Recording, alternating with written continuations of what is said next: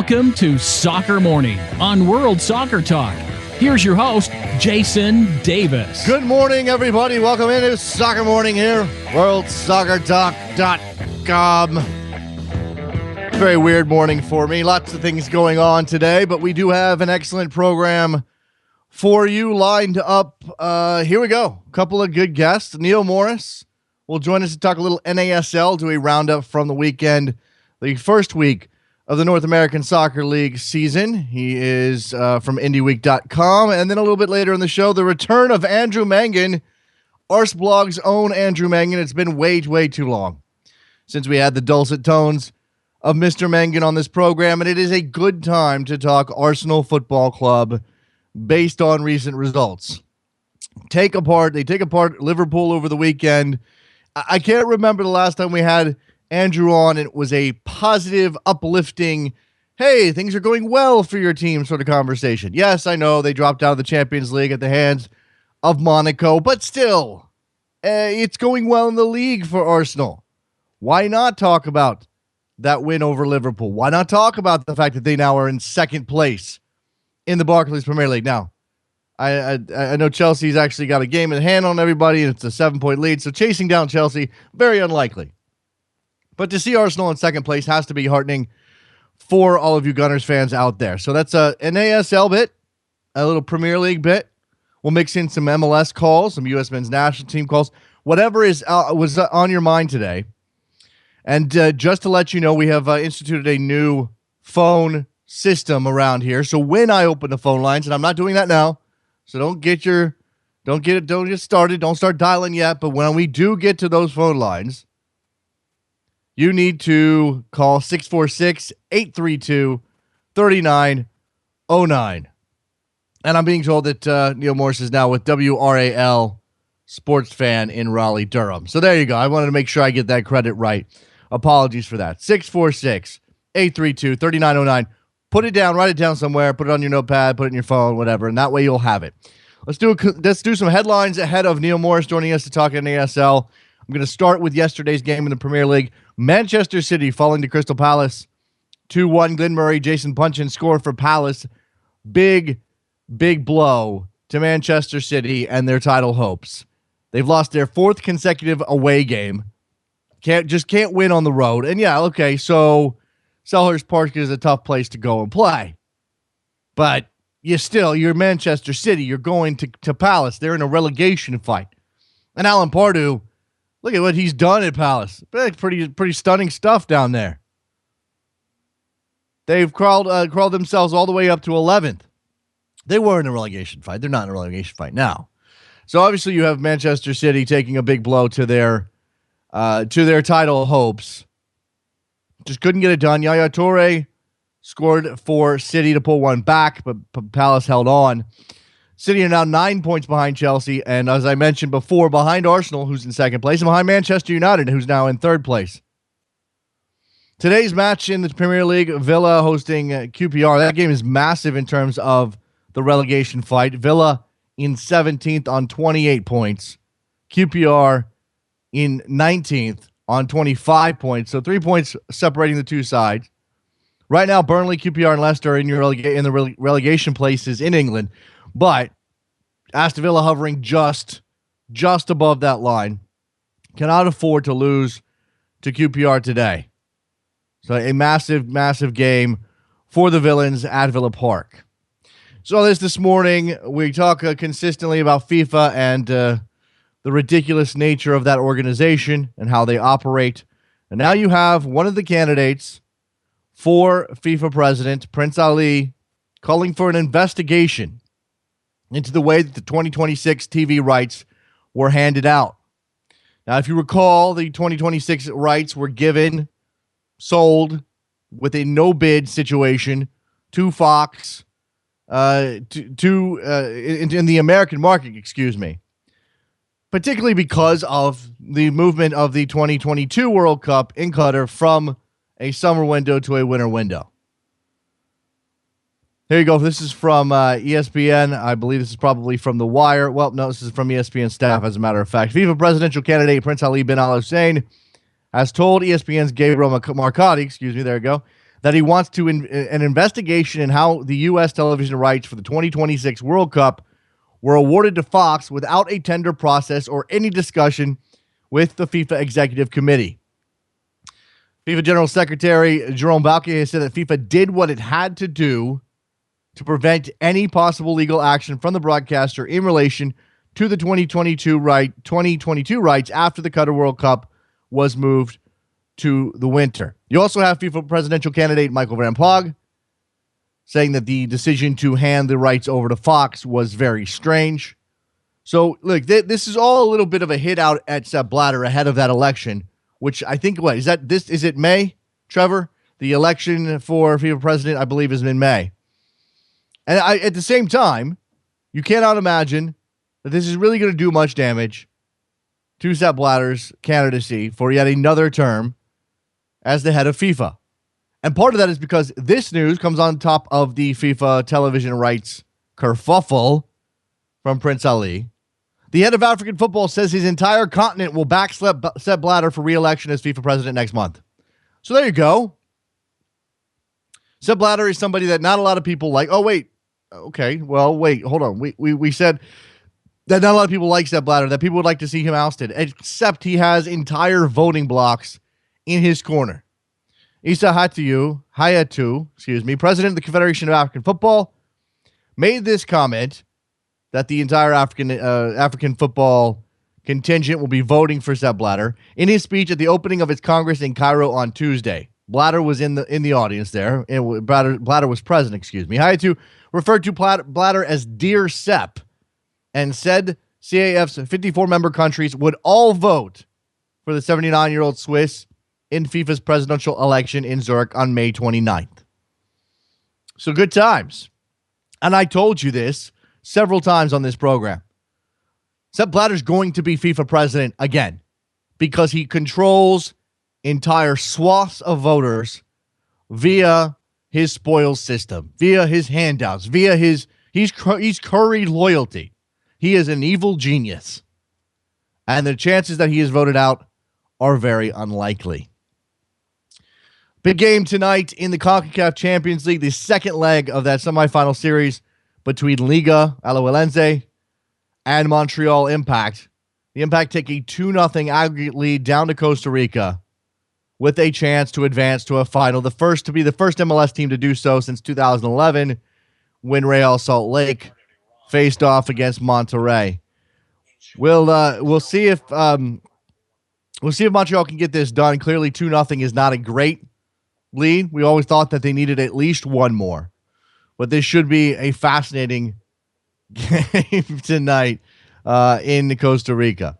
2 men suspected in attacking Fenerbahce's team bus in Turkey have been arrested. This comes in the aftermath of Fener saying that they were not going to play league matches as long as those responsible for the attack were free. They wanted those people arrested. Now those people have been arrested. The story goes that shots were fired at the bus. The driver was hit in the face and hospitalized. And the Turkish league, in response to this attack, did suspend league and cup matches for 1 week. We'll see if they get back underway there. Clearly not a good situation, and shots fired is never good. Let's take a break. When we come back, Neil Morris will join us. We're going to talk some NASL with him. It's been a little while. Don't go anywhere. Be right back. Soccer Morning, WorldSoccerTalk.com. Face in the crowd, you're talking too loud, but I can't hear you calling.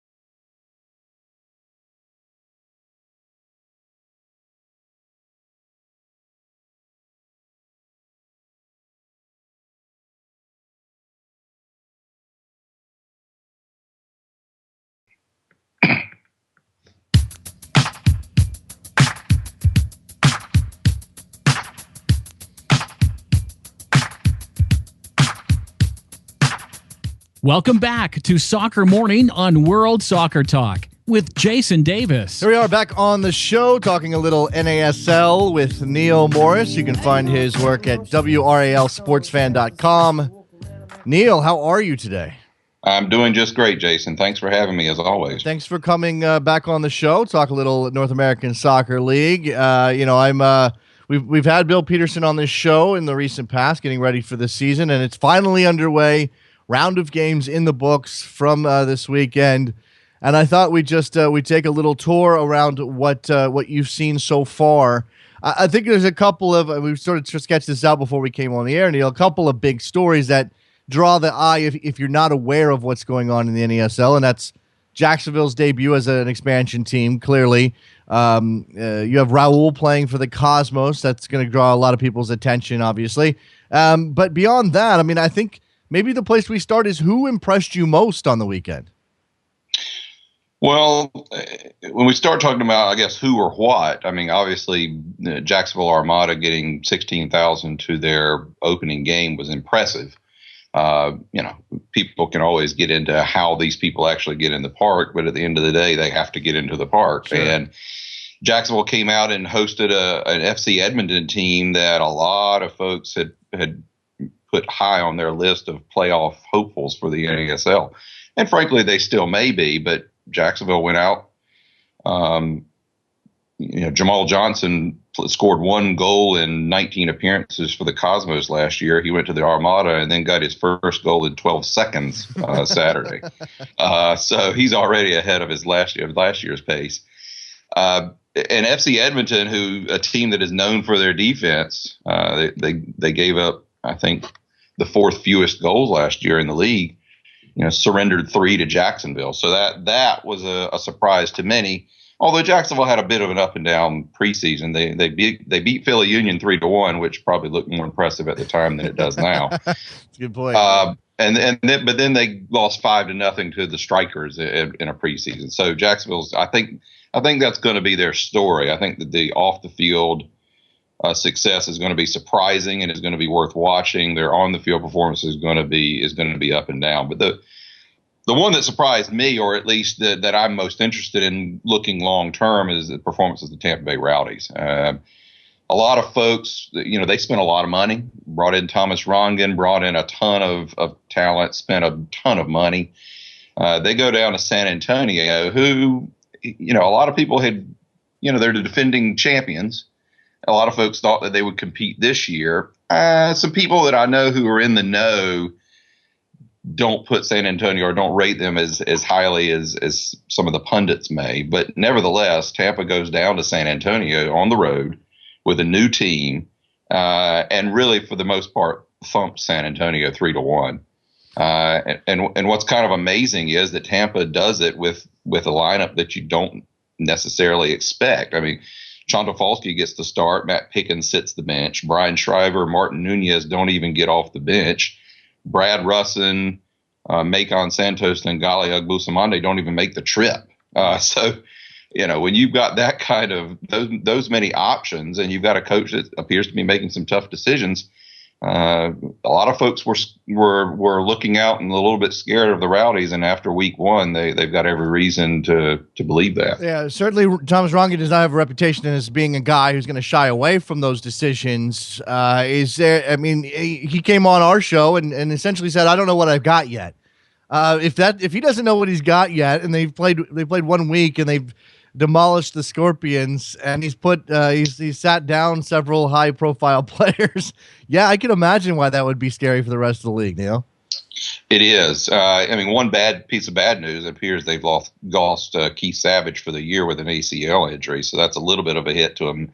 A midfield that to me, if you had to look at a weak section of their formation, it'd be midfield. So losing anybody is going to be difficult for them. But yeah, I guess it's an open question of whether that result tells you more about the Rowdies or more about the Scorpions. I suspect it's probably a little of both. I think the Rowdies are stocked. I think they're good. They're much more professional setup. They lost a lot of games at home last year for various reasons, but I suspect that's going to change with some of the improvements of game day atmosphere and everything else. I think it's going to be a far more more of a morale booster for the team than usual. But the Scorpions, on the other hand, look like a bit of a mess. Daryl Sadler didn't start at goalkeeper. They started John Kempen, who's on loan from Sporting KC, and to me, he looked lost back there. Not a good game for him. And then they've got some good players, Billy Forbes and Rafael Castillo and Eric Hostley, of course, but none of them really did much. Omar Cummings came on late and notched a goal, and I suspect we're going to see more of him, but I don't know. I think there's a little bit of tumult behind the scenes with that team that I keep hearing that I keep hearing from various quarters. So I think that bears watching. The club is on the market, or at least it's being explored a possible sale, correct? Well, there's that, and you never know about Alan Marcina and whether he's being courted by the Canadian national team. You've got they lost some good players. Walter Restrepo was there last year, and he's gone, and Greg Janicki is gone. So they lost some good talent. The team is on the market. There's a few other things that I'm probably not at liberty to disclose regarding individual players, but you never know. I mean, we'll see. It's still a great place to play. It's a great stadium, and the fans come out. They had over 6,700 for the opening match. We'll see how it goes over the grind of the season, though. We've talked about two of the three teams that scored 3 times in the weekend: Tampa, Jacksonville. The other team that did that was Carolina in a 3-1 win over the Ottawa Fury. Give me a sense of where the Railhawks are, what that performance might say about both of those teams. Well, and that's the team I cover, so I was there at Wake Med Soccer Park. It was the first game of the season, technically, because it was a 1 p.m. kickoff to avoid the king of college basketball, which was a wise decision by the club, I suspect. It's interesting. There's sort of a disconnect between the way I view the game and a lot of people who who watched it through ESPN3 viewed it. I think they thought that Carolina got lucky and Ottawa still looked like a dangerous team. To me, I thought Carolina controlled the game much more than I expected them to. They had a short preseason. They only started the first week of March. Lots of veterans. I mean, the average age of Carolina has gone from 24 years old last year to 28 this year. That's a big story here. They've got 6. They only got 19 roster players, and 6 of them are 30 and older. So it's an interesting dynamic with Carolina. And I suspect that the pros of that are going to be maturity and just professionalism, which goes a long way in Division II soccer. But the con is going to be a thin roster and health issues. But for the first game, they came out and played the sort of the tiki-taka attacking style that they played last year, which, frankly, with some of the turnover in personnel, I didn't think they would. I thought they'd resort to long balls, but they didn't, and I was gratified by that. The Fury played well. Technically they held a higher percentage of possession, but I think a lot of that is because they got down 2-0, and Carolina sort of packed it in at some point. They felt hard done by a couple of calls, a penalty in the first half on where T. Cipollone was upended that appeared to be outside the box. That led to a Nacho Nova PK.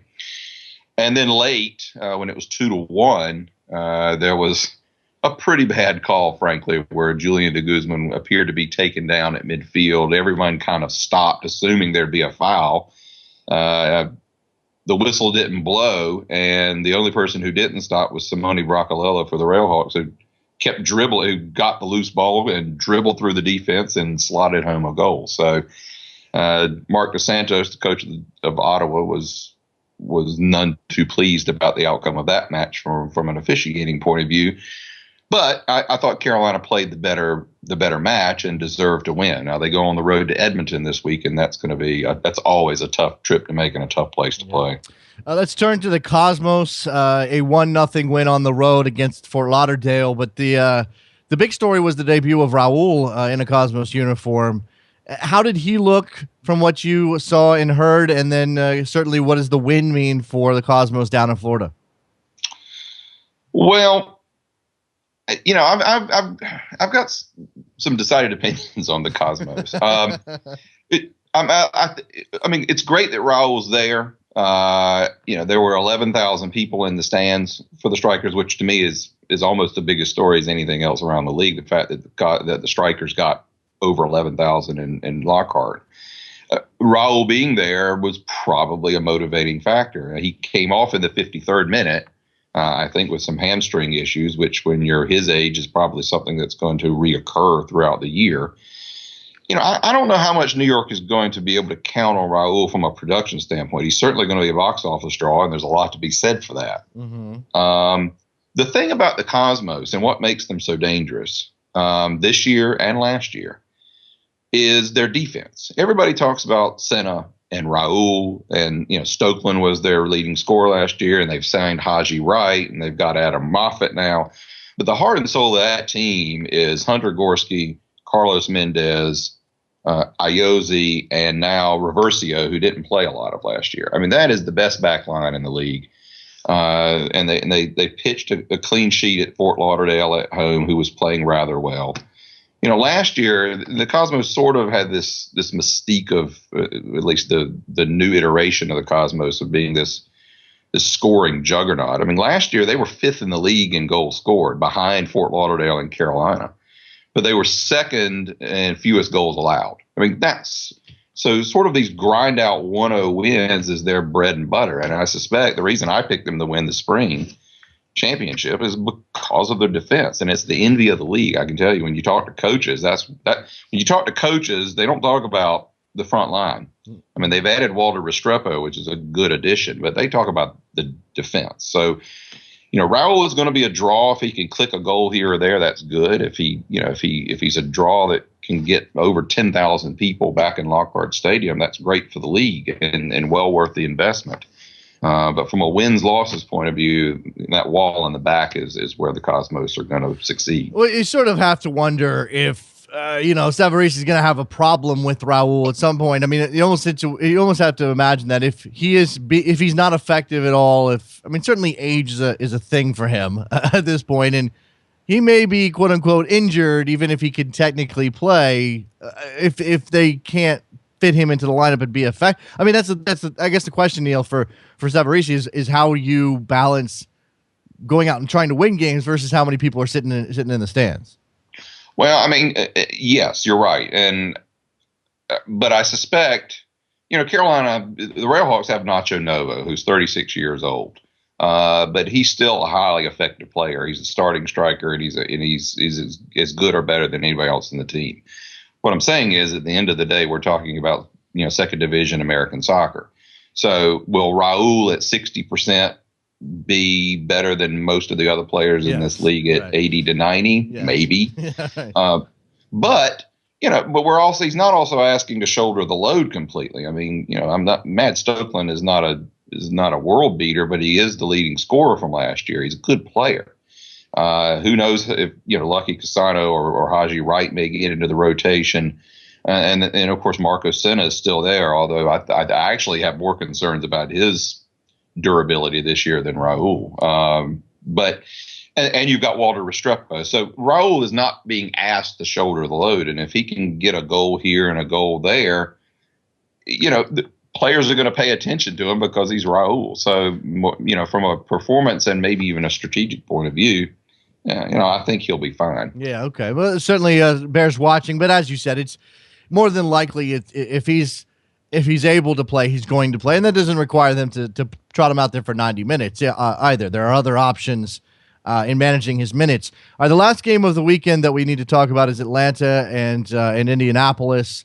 Silverhawks. I did that before. The Silverbacks and the 11 play to a 1-1 draw. The only draw on the weekend. Indy 11 in their second year. Have you seen improvement there? And certainly, what are the Silverbacks looking like right now? Oh, I don't know. A lot of people thought Indy 11 would improve, I guess, just because of the inertia of their fans and Peter Wilt and their professionalism. I look at their lineup and it doesn't do much for me. I mean, frankly, I still think they're going to be near the bottom of the table. They may prove me wrong. I mean, they've added a few key pieces, but I mean, they got Greg Janicki, the aforementioned Greg Janicki, who's anchoring their back line now. But I'm not expecting anything. I actually thought it was a bit of a disappointment that Atlanta let that game go. It was a late penalty in the 90th, and then Don Smart for Indy 11 converted a PK to sneak out a draw. A lot of people are down on the Silverbacks this year as a general consensus. And, of course, they're league-owned, and they're probably, dead team walking with the MLS team looming on the horizon. But, again, you talk to coaches, and, frankly, it's my opinion, too, and this Atlanta Silverbacks team is sneaky good. So I was actually a bit surprised that they didn't get a win. But, they're Stuart Cias, their goalkeeper's out with a knee injury, so they had to rely on Rashawn McKenzie in goal, who's not the same caliber. Their strength is sort of a frontline triumvirate of Hans Dennison, Jaime Chavez, and Matt Horth. But the only one who started Saturday for various reasons is Horth.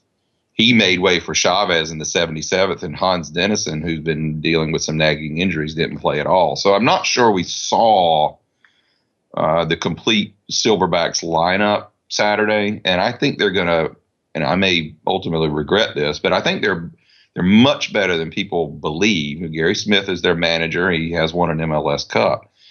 So I was a little surprised. I mean, if you talk about a surprise of the weekend, frankly, the fact that Atlanta didn't get a win at home over in Indy 11 was the surprise to me. But I'd rather see how it shakes out a little bit as far as those three frontline guys with Atlanta before we brand them dead in the water or not. Neil Morris, WRAL sportsfan.com in Raleigh, Durham, covering the Railhawks and NASL in general and doing a fantastic job. Neil, I appreciate your time. It's an excellent roundup. We'll see what happens in week 2 of the NASL season. And Minnesota United still hasn't played, so we'll see what they look like. Oh, and there's 2 really good games this weekend. Minnesota goes to Tampa Bay, which is going to be a heck of an early match. And then there's going to be a new Florida derby. Jacksonville goes to Fort Lauderdale. So those are the 2 that are worth watching, along with Indy 11 opening their season. You'll know they have a big crowd. They're hosting the Cosmos. So really there's 3 big ones worth watching. And we will be doing that. Thanks for your time, Neil. Appreciate it. Let's take a break. When we come back, talk to Andrew Mangan from Arseblog about the rising fortunes of the Gunners in the Premier League. Don't go anywhere. Be right back.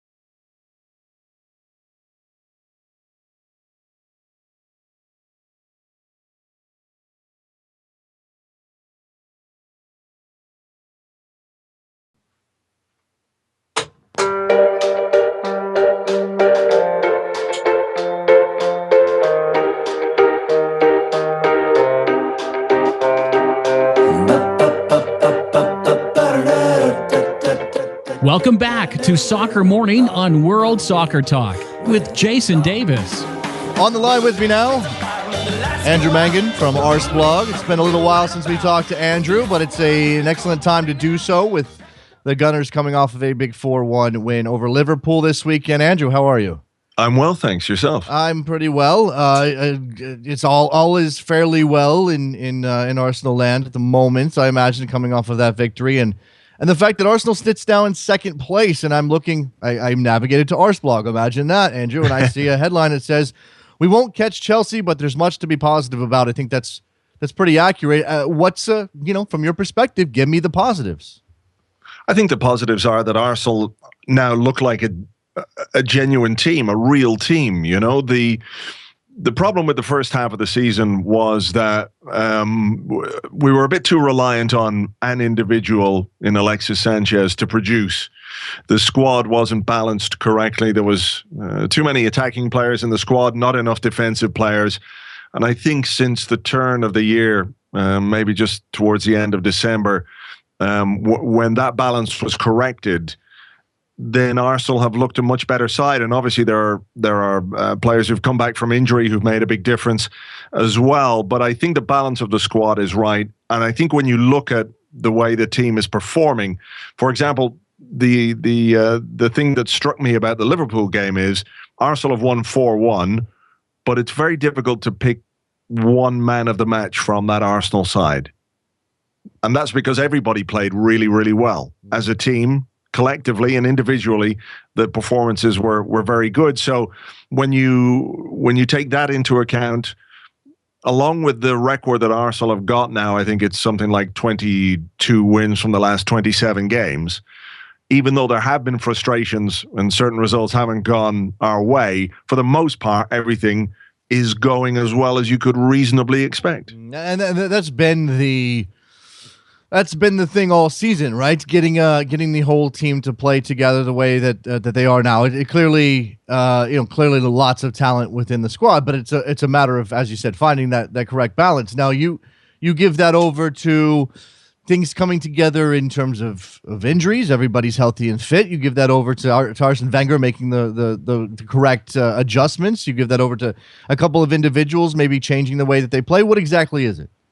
I think it's a combination of all of those things. For example, you have Mesut Ozil who's back in the side and figuring out how to play with somebody like Alexis Sanchez. That's something that took a little bit of time, obviously, because Ozil was out injured. Olivier Giroud coming back from injury and scoring 16 goals in 23 games or 17 goals in 24 games, whatever it is, something ridiculously good like that. You have players who were on the fringes of the squad doing nothing, and I won't say causing a problem, but certainly not doing anybody any favors by being around. Lucas Podolski, Yaya Sanogo, Joel Campbell, who've been moved out on loan, and in their place, Gabriel has been brought in to provide centre-half cover, and Francis Coquelin has come into midfield and given the team exactly what it needed in the absence of Mikel Arteta, a real defensive presence, somebody who's added something to the team that was missing. And, some of those decisions were obviously planned by Arsene Wenger. When you look at Ozil coming in to play with Sanchez, when you look at Gabriel coming in the transfer market, but you'd have to say that perhaps the Coquelin decision was one that he made because he had to. Mm-hmm. But sometimes football is surprising like that you're forced into a decision that you don't think you're going to make. You make the decision, it works out great, and here we are. Coquelin is the recipient of a new deal from Arsenal. He's become a very, very important player in the team, and I think it's kind of great that football, for all our cynicism, for all our analysis, and for all that everybody thinks they know everything about the game, as you know, it can still surprise you to the point where you go, well, God, I never saw that coming, and that's the case. So it's a combination of all of those things. Speaking of surprises, I suppose is not the right way to say it. Certainly Arsenal always had the ability to be where they are right at this moment, and who knows how things will exactly finish, Andrew. But is there an uplifting element to the fact that Arsenal is right now, whether it's because City fell off or whatever the reasons are? Is there an uplifting element to the fact that Arsenal's name is in second place? Yeah, as you said, not going to catch Chelsea. But this is Arsenal's been struggling to cling to that fourth spot for the last couple of years, or comfortably getting it, but still finishing fourth. That this has got to be, and again, it's not over yet. There's some time. There's some games. There's some possibility to drop points. But for the time being, and with the possibility out there to finish second to a pretty dominant Chelsea team throughout most of the season, that would be pretty good. Yeah, I mean, I think you've got to look in every season for progress, and I think this season there has been progress made by Arsenal, whether or not they finish in second or third or fourth.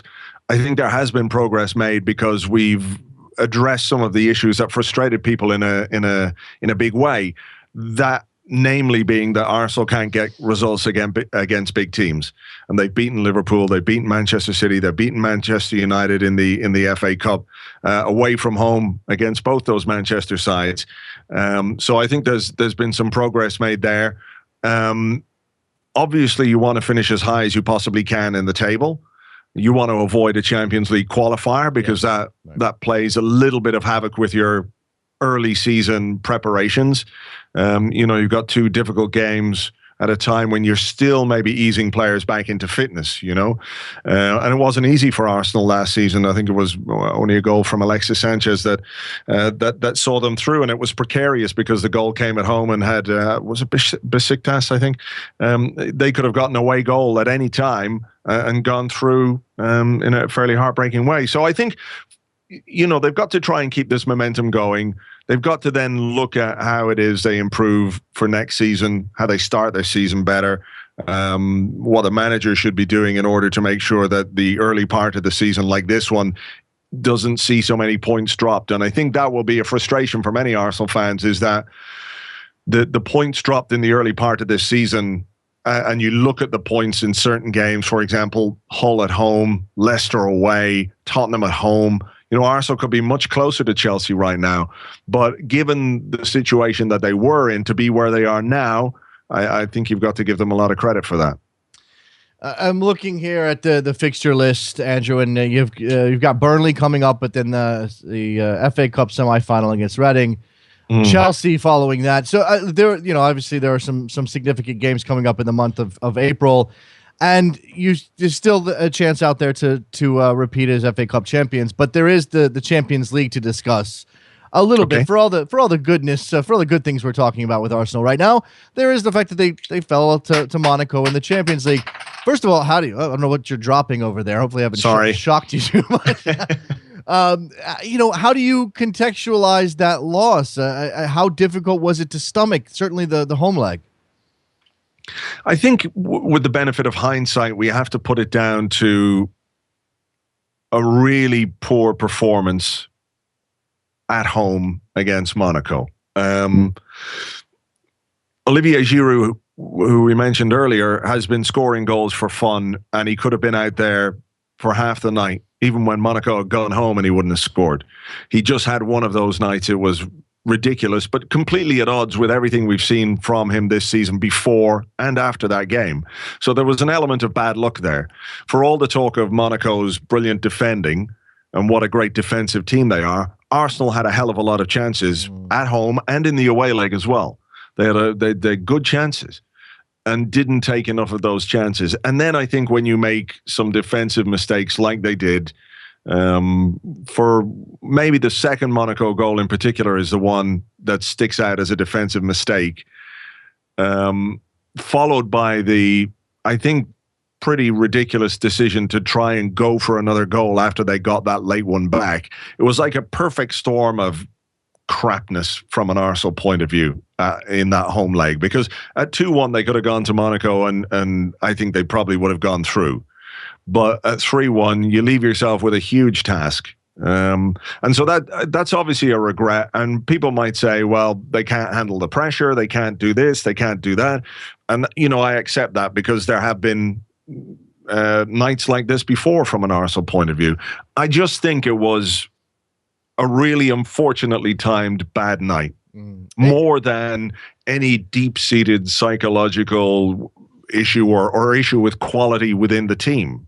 So it's unlucky and it's unfortunate, but they also have to take stock and figure out how they're going to do better in Europe next season. And that's the difficult thing, isn't it? I mean, certainly the level of player Arsenal is able to sign is in the top 1% of the world, and yet the difference between progressing deep into the Champions League, getting into a semifinal or potentially a final, is razor thin. And if you have one bad day, as they did against Monaco, it all falls apart. But then how do you assess these things, Andrew? How do you look at this squad and go, well, what we're missing is this, and this? And as you said, I mean, certainly the way that they've played in the league has given encouragement that they have taken a step forward, that this is a progressing team. Does that mean they're going to progress their way into something better, a Final Four appearance next season in the Champions League? Or does it mean that they're still missing a piece or two? Well, I mean, I don't look at the squad of players that Arsenal have got and think that they're missing anything in particular that prevents them from beating Monaco. Do you know what I mean? Yeah. You don't look at the two squads of players and think, well, that Arsenal side really needs a top goal scorer, or it really needs this, or it really needs that. You know, the players went to Monaco and won 2-0 away from home. Mm-hmm. So they're more than capable of beating Monaco. I think what they've got to cope with is perhaps the pressure, the expectation. You know, they're not a young team, Arsenal. There's some good experienced players in there, players who can lead the team and should lead the team. So I think, you know, they've got perhaps to, I don't know, it's so difficult to know what it is they need to progress in Europe. Maybe if we talk about progression being made this season when there's been a psychological issue with Arsenal beating big teams, like we mentioned, City and Liverpool, Manchester United, etc. Maybe that's what it is when it comes to Europe as well, that you become almost accustomed to going out in the round of 16. But there's obviously something very different to going out in the round of 16 to Monaco than going out to Barcelona or Real Madrid or Bayern Munich or the other teams that Arsenal have failed against in recent years. So, you know, I think you're right in what you say, that it's a razor thin. It's a very, very fine line. You know, you look at, there was a moment in the final stages of the game in Monaco where I think Giroud thought he'd scored and the goalkeeper just panned it away from behind the line. What is that? Well, how far did that ball not go across the line? 2 inches, 6 inches? That's the difference. That's the difference between going through and not this season. So, you know, it's hard to say, really. I'm sort of fascinated by the pendulum swing that Arsenal goes through, and certainly, you know, it can become this snarky festival of jokes and criticisms and everyone laughing at Arsenal when it comes to, again, failing at home and playing poorly, just having a poor day out at the Emirates in the first leg, and then coming so close to overcoming that deficit in the second leg. And again, that's the indication that Arsenal has all of the tools needed to get beyond that situation. But if they had, you know, if you had won 1-0 at home, you know, I don't know. I'm just trying to figure out, would it be better from a fan's perspective to play okay in the first leg and maybe win 1-0, or give up an away goal but still have a lead, and then go to Monaco and somehow lose at you know, in France, not in France, in the Principality, and you know, by a razor thin margin the other way, in a game that maybe Arsenal doesn't provide that same sort of thrill and excitement. I don't know which one's worse. I don't know either. I mean, neither of them are particularly pleasant, to be honest. You know, you'd rather go through. Sure, yes, of course. So, you know, but I mean, I think you have to look at it. Maybe there are frustrations that have been part of an overall story with Arsenal over the last few months, or years rather, you know, because more experienced Arsenal teams, when Arsene Wenger first took over and was in the first few years of his Arsenal career, you know, teams with Tony Adams and Martin Keown and Patrick Vieira and Dennis Bergkamp and Thierry Henry, they struggled in Europe. They had their problems in Europe as well. So I think there's just something that they need to get over, a little hump that they need to get over, because the quality, I think, is there to go further in Europe than they did this season, for sure. Now, I'm not saying Arsenal could go and win the Champions League with the squad that they have. Maybe they need another player or two to really challenge. And even then, when you're facing the likes of Barcelona, Real Madrid, or Bayern Munich, you know, it's an outside chance anyway. But I don't think that their European exit this season is reflective of the quality of the squad. No, I agree with you on that. And I'm sort of looking at, you know, I'm looking at the quarterfinal draw here, and I'm picturing if Arsenal had gotten through, and the likelihood they would have drawn someone like Real Madrid, Barcelona, Bayern Munich. And it just occurs to me that there are maybe, you know, there are maybe, and this is why Atletico Madrid is such an amazing story and was last year, but there are maybe 4 or 5 teams in Europe that we honestly believe are good enough to navigate everything, and that includes a difficult draw at some other stage in the tournament before the final, to navigate any potential injuries and ups and downs, and even some of these clubs that have managed to get to finals and reach the pinnacle and almost grab the prize have faded away since then. I mean, you get Borussia Dortmund in the season that they're having in the Bundesliga, and it's just, and again, they did very well in the Champions League, but eventually got beaten by Juventus. I don't know if Arsenal, and I'm not saying Arsenal can't get to that level, Andrew. It just occurs to me that there's so many variables at play in that tournament in particular that it just makes it difficult to even imagine that someone besides Barcelona, Real Madrid, or Bayern Munich is going to lift the title.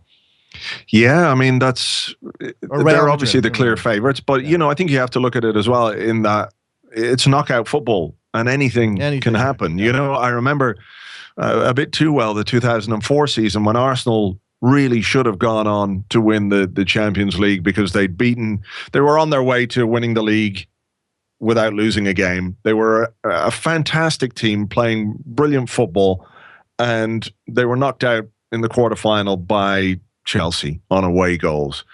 It was a pretty heartbreaking exit, but when you looked at the rest of the teams that went through that year, the final was Porto Monaco, if I recall correctly. And I think Porto went on to win it. Real Madrid have been knocked out in ridiculous fashion. I think Monaco might have knocked them out by scoring 3 or 4 goals. Right.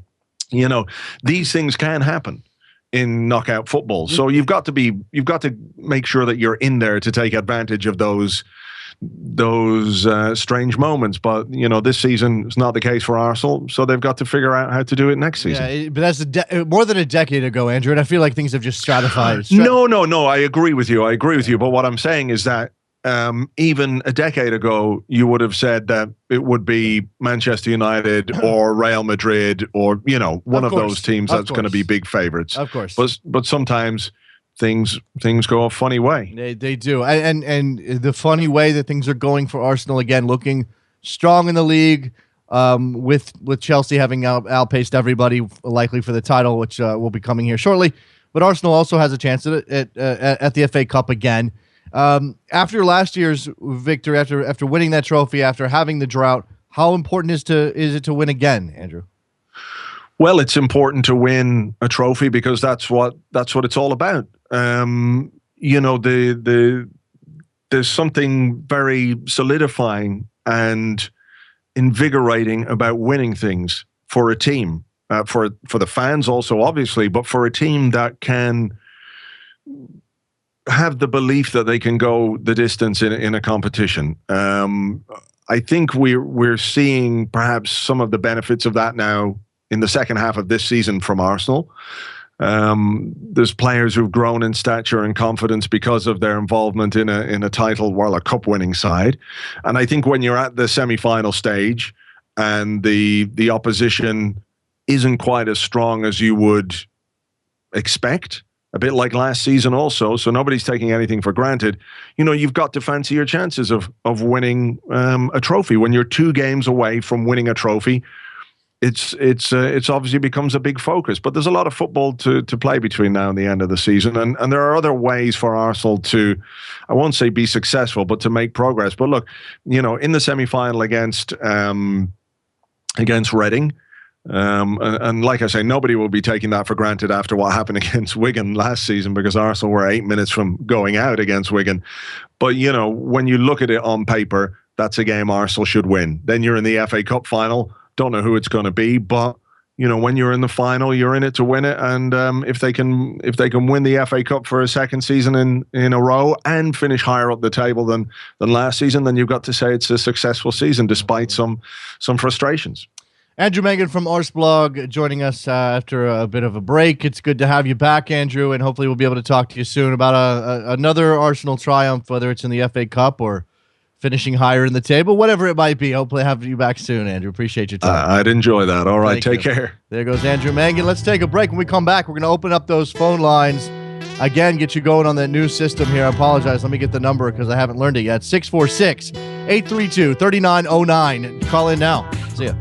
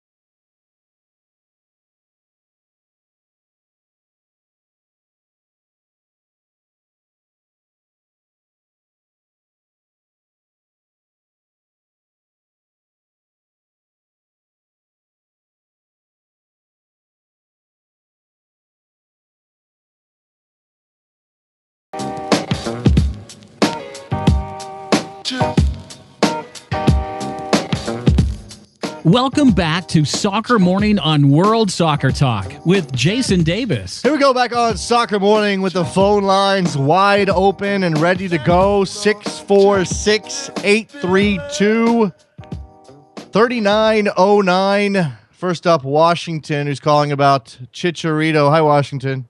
Hey, what's up, Jason? How's it going? It's going well. Yeah.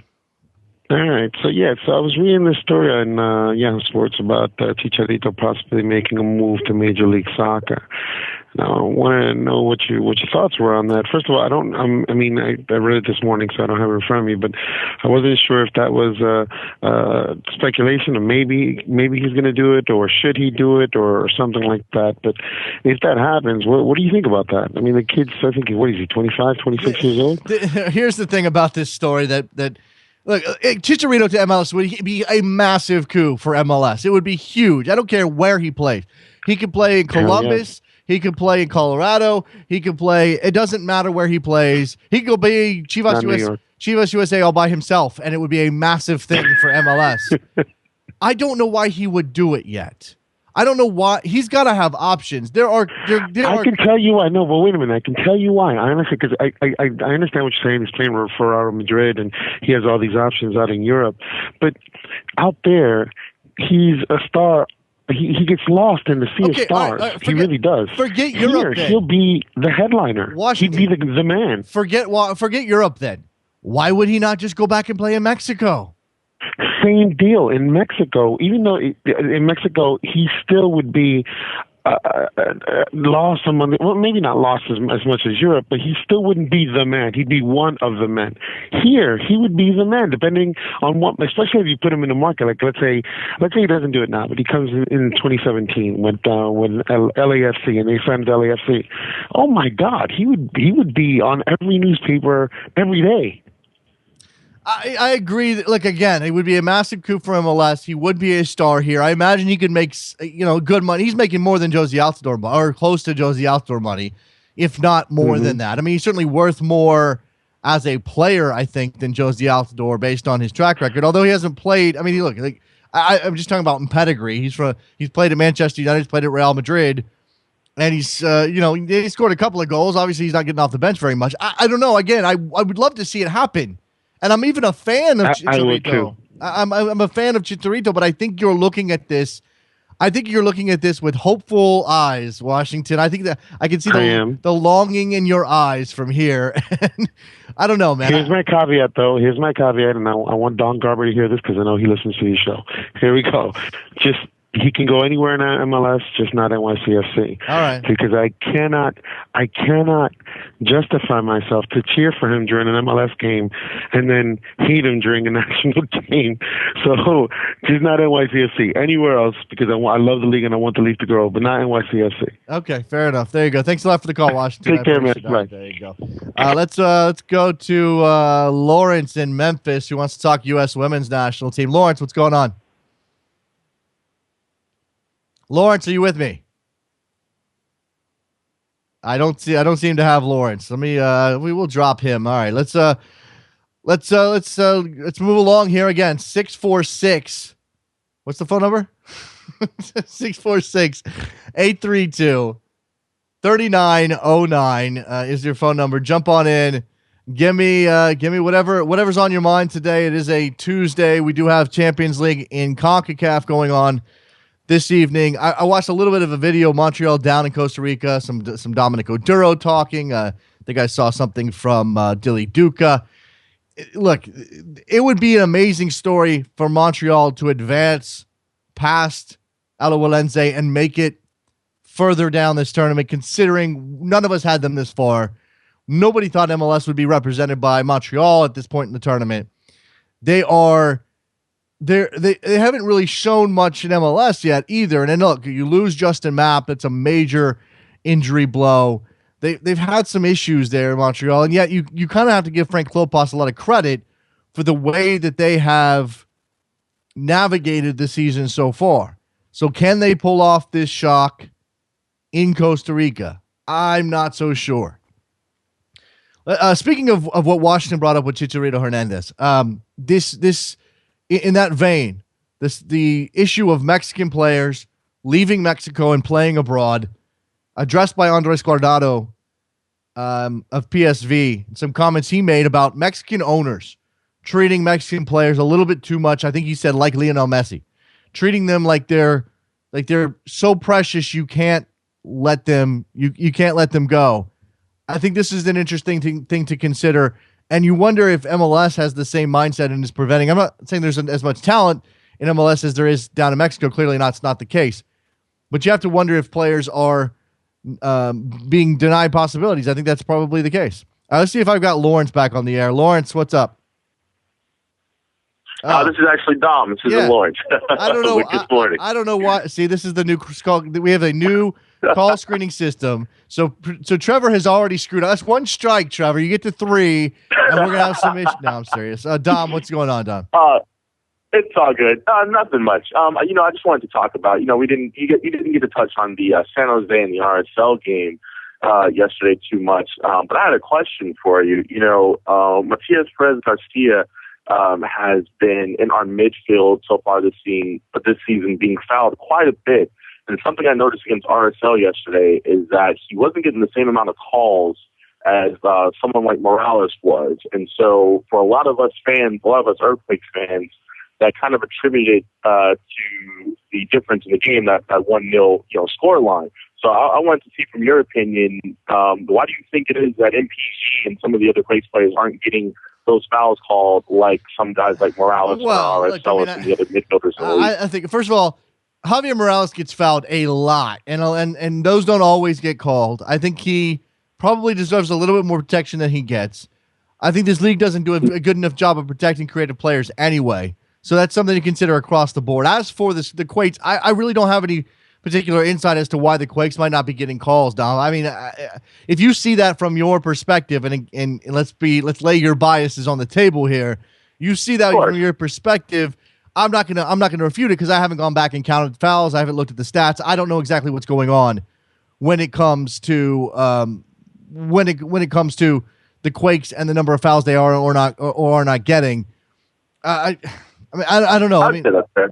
I would definitely say that's fair. I just think that with the referees that we have here in the league, it's a bit interesting. I mean, if you took a look at the stats, MPG got fouled more than anybody else on the pitch that day, and the number of times a referee didn't make a call going his way compared to someone like Morales is just a bit interesting. You would think that the refs would take a look at the guys actually being, injured on the pitch in comparison during the match. But I hear what you're saying. Look, we know officiating refereeing is an issue in MLS overall. Period. End of story. There needs to be consistency. There needs to be. Look, I would be okay with more whistles for softer fouls, but that's not the tradition that holds in MLS. The tradition that holds in MLS is that this is a physical league, and you're going to whistle for rough fouls. But for the most part, we're going to let these guys play it out. And that creates an expectation that I can go in hard and I'm not going to get whistled. And then, again, some of these players start whining, complaining, and the referees, instead of giving them more calls, actually go in the other direction. It's a difficult thing. I mean, there's a lot of psychology involved, Dom. I don't have any insight into that. I'm not a psychologist. I wish I was. Thank you. Right, I love your point. Thank you. I appreciate it. You have a good day. There goes Dom, 646. I see it in front of me and lost it again. 646-832-3909 is the phone number. Again, write it down and I'll start learning it. We've got a screener now. You can talk to producer Trevor. How exciting is that? You can get producer Trevor and you can tell him what you want to talk about, and he'll take your information and he'll put you in the handy dandy call screening system, and then I'll be able to get you on the air and we'll be able to talk about whatever it is that's on your mind today. Whether it's MLS, U.S. national team, or if you're Rick in Philly, maybe it's Ajax, because you didn't get to talk about Ajax yesterday because we went on a Philly Bitch Fest. Well, yeah, actually, that is why I wanted to call. I didn't get to talk about Ajax Utrecht. Yes, which is, by the way, this is actually worse than the Philadelphia situation for anybody who doesn't know what happened in Ajax Utrecht. Oh, it's pretty bad. It's more the idea that PSV is going to win the title and then sell off their entire team. But that's the way that Dutch football works now, Rick. Yeah, but they don't. It's the way the Dutch football works. It's not the way the Dutch football is supposed to work. Anybody who's followed it understands what happens is Ajax wins the title and then sells off all their players. PSV winning the title and selling off all their players, that's just antithetical to the whole notion. That's not how the machine works. Yeah, and then we've come back to you kind of brought me back full circle with Andres Guardado in the news for his comments about Mexican league owners. And he's obviously at PSV playing well, getting tifoed by the fans there. Give me your sense so far. I mean, we haven't been able to grab Peter McVitie to do an overview of the Eredivisie recently, Rick. Since you're on the air, since you are an Ajax fan, give me a sense of what's been going on this season.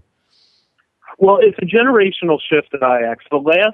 When Ajax has won the last 3 titles, and when Frank de Boer took over the team, he inherited a really solid core that was just coming into what I'll call their early prime or their Eredivisie prime, which for anybody else would be the very, very beginning of their career. But over the last couple of years, they've sold Jan Vertonghen, they just sold Christian Eriksen, Sim de Jong. I mean, Frank de Boer's first game in charge of Ajax was the last game that Luis Suarez ever played, to give you a sense of it. Now that generation is gone. They've got a good young core of especially midfielders that have come up, especially Davy Klaassen, if you saw Netherlands, Spain. He was one of the stars of that friendly last week.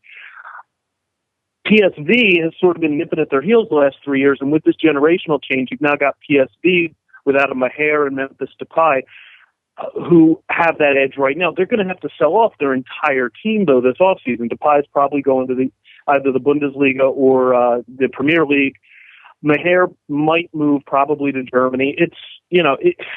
It's the continuing unsettled nature of the Eredivisie generating all this talent and not being able to progress in Europe because they don't have the money to hold on to it. Well, I mean, again, that's what I meant by that. That's the state of Dutch football right now, Rick. And I don't know that there's ever going to be a fix. We're never going to see Ajax on top of Europe the way that we did 40 years ago. I just don't know how that's ever going to happen again. And that's because of the money. And that's because the Dutch league doesn't generate the type of revenue that the Premier League and the Bundesliga and even Serie A and La Liga do. And you don't want that. Look, I know as an Ajax fan, I'm sure you'd be happy with every title going to Ajax. And they are traditionally the big club there, but there are other clubs, and you'd like to see PSV be able to compete and Feyenoord be able to compete. And if that's the case, and you want some sort of competitive balance, then you can't have all of the money being sucked down to one club. No, that's absolutely true. And Ajax does have a huge competitive advantage, relatively speaking.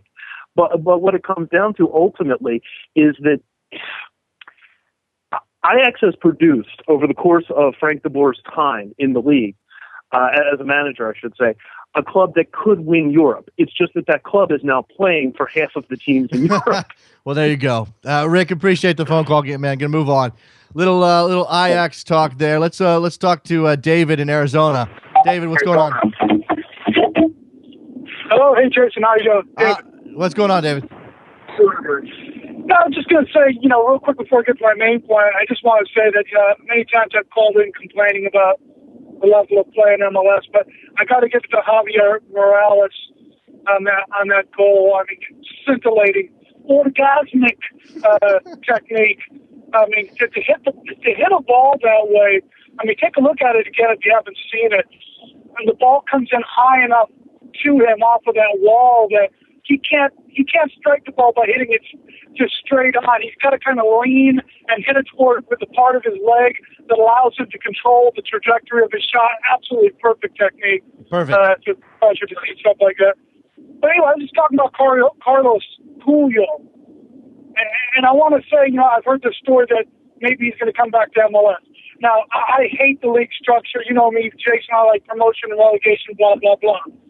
But if the league is in control of contracts, then I demand that the league, if the Colorado Rapids are considering signing this guy, that the league step in and make sure it doesn't happen. A 37-year-old guy with multiple knee operations, he's going to come in here as a defender and he's going to get ripped. Okay. And that's just talk about retirement. Please, Don Carver, stop that. David, I am with you 100% on this. You can't have a player who actually retired come out of retirement to play in MLS. You can't. I don't care if he's good enough, and I don't think he is, or at least he wouldn't be he wouldn't be consistent enough in terms of health, in terms of fitness, to be a major contributor with the travel, with the heat, with the turf, all of those things. But even if he was, he retired. You can't pull him out of retirement and sign him up without the league looking bad. And I'm totally on board with you with this. By the way, the Denver Post is reporting that there's been no offer from the Rapids, so according to a source. So maybe we don't need to get excited about this yet, David. Okay. All right, there you go. Appreciate the call, David. Let's move on. Let's talk to Zach. What's going on, Zach? Jason Davis, what's going on? I'm calling from Williamsburg, Brooklyn. Yeah, what's going on in Williamsburg today? Jason, I want to talk about esports and about KSI. When is an American going to become a FIFA icon like KSI has? I have no idea who that is. I know what esports are vaguely. You don't know who KSI is, Jason? No, I don't have you know. watched the Vice documentary? No, I have not watched the Vice documentary. I suppose I should do this. I like FIFA. I haven't played in a while. I don't own a system myself. I'm an old man over here. Trust me. I don't. Oh, Jason, come on. Don't sell yourself short. You're nothing. You don't look a day past 31. No. It's not. No, I've been called old because I don't get the interest in esports as a spectator event. That's what I don't get. I understand that people play these games for a lot of money, and I understand that there's various tournaments for various games. I know FIFA's huge. We've got some guys out there. Zach, I know. Never mind. KSI. Yeah. Well, things just came together for me. KSI, as I don't know who that is, but I will try to catch up. What else? We're gonna talk FIFA. We're gonna talk about why no American has won what now? So KSI is this esports celebrity in England who only plays FIFA, and he's like not even that good at FIFA, but he's literally a millionaire because he's just like an entertainer whose platform for entertainment is playing FIFA and being like a crazy dude. So my question for you is, when do you think soccer culture in the United States will grow to the level when it can support that kind of a thing? When you have like the secondary and tertiary entertainment markets for the sport where it's that big? I don't know. A generation from now, probably. I mean, we're only now in the generation where it's people who like soccer are having kids who like soccer. So let's get to another generation where it is so entrenched, and it's grandpa likes soccer too, before we can consider stuff like that happening. Fair enough, Jason. That's all I got for you. I look forward to calling in another couple days. I appreciate the phone call, Zach. And that was interesting. Zach in Brooklyn. What's going on, Robert? What's going on?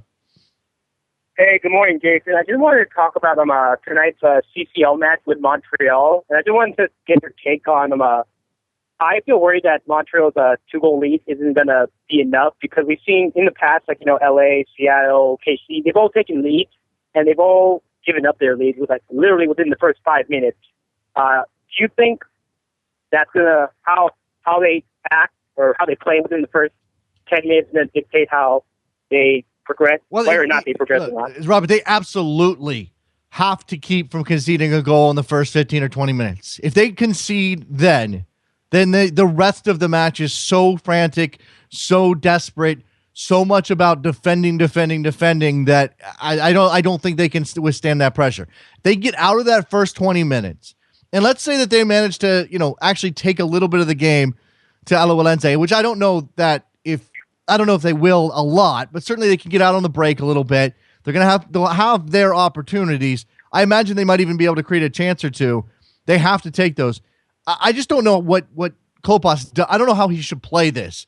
I don't think you can bunker for 90 minutes on the road in Costa Rica. No, because I don't think that's going to work. No, I don't either. So what do you do then? Are you going to put 8 behind the ball and maybe try to keep a guys to outlet and try to get on the break? If you got a Dom Maduro in the game that creates a problem for the Liga defense, they absolutely need to track Dom Maduro's speed. But I don't trust Dom Maduro to put away his chances when he does get them. So I don't know what you do.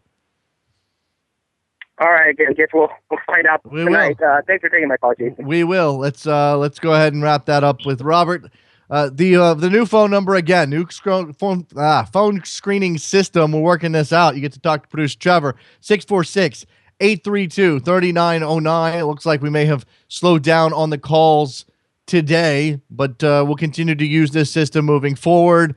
You got the number now. You can write it down somewhere. It's not as cool as our old number in terms of the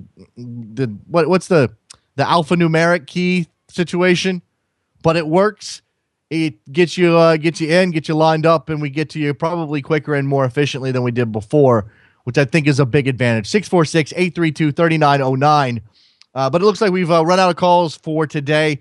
Look forward to that Champions League match tonight, Montreal in Costa Rica. Try to protect that 2-0 lead. We've got plenty of things to talk about tomorrow as well. I'm sure we'll line up a couple of excellent guests. Thank you very much today to our guest, Neil Morris from WRALSportsFan.com, and obviously Andrew Mangan from arsblog.com. Make sure that you follow us on Twitter at Soccer Morning. You'll see the phone number and everything else we get out during the show, but we also tweet some stuff in off-show hours. You can follow me at DavisJSN. You can get yourself a Soccer Morning coffee mug at backheel.com/store. And we have a t-shirt over at 3nlfc.com as well that you should check out as well. It's very cool. All right, that's it. I think I'm done. I think I'm out of here. Thank you very much to everybody who called in. If I didn't get to you today, we'll get to you tomorrow. We'll talk to you then. See ya.